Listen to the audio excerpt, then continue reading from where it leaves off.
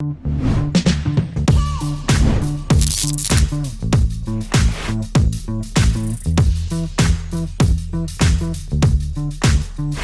guys, my name is Statik, and this is Static Sessions.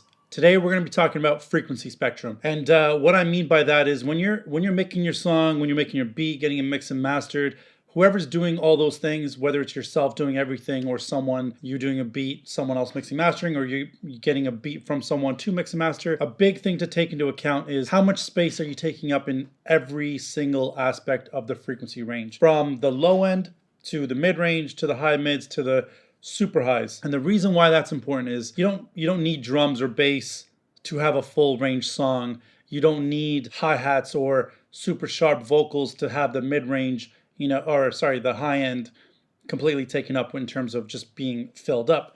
You can get away with, 2-3 instruments and still having the entire frequency spectrum accounted for. So when making a song, don't pay attention to, I got to make sure I get this in check, and I make sure I cover this spectrum, or I make sure I have the 8 to 5K range, filled up.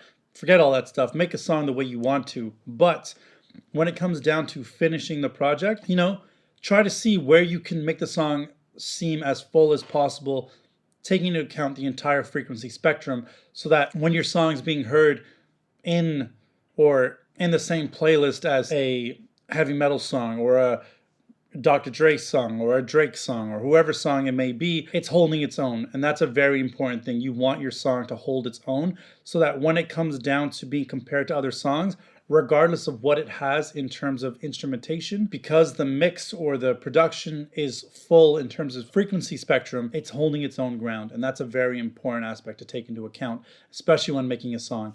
Because we can make songs in any energy range, whether it be a sad song with less instrumentation or tons of instrumentation, to a club banger which just is packed with 100 tracks.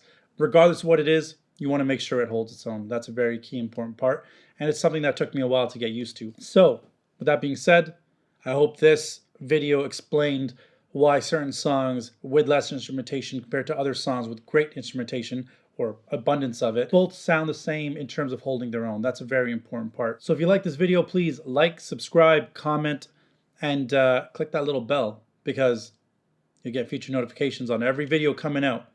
And until that time, see you soon.